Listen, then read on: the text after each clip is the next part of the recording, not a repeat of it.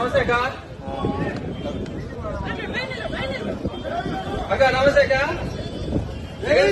అంటే 2011లో పార్టీ పెట్టినప్పటి నుంచి జగన్మోహన్ రెడ్డి గారు మా కోసం తిరుగుతానే ఉన్నాడు. మా ఈ సమస్యలు ఏముండే మా కోసం వచ్చినాడు, విన్నాడు, మా సమస్యలు విన్నాడు, నేను ఉంటానని చెప్పినాడు. చెప్పిన మాట ప్రకారం జగన్మోహన్ రెడ్డి గారు మాకు అన్ని చెప్పిన ప్రతి ఒక్క హామీ నెరవేర్చినాడు. పేద ప్రజల కోసం ఆయన 3000 కిలోమీటర్ పాదయాత్ర చేసి వాళ్ళ కష్టాలు విని మీ అందరికీ నేను న్యాయం చేస్తానని చెప్పినాడు. చెప్పిన విధంగా న్యాయం చేసినాడు. ఇక్కడ వచ్చిన ప్రతి ఒక్కరికి వారి కుటుంబాల్లో ప్రతి ఒక్కరికి సంక్షేమం అందింది. దానికి కారణం ఎవరంటే జగన్మోహన్ రెడ్డి గారే.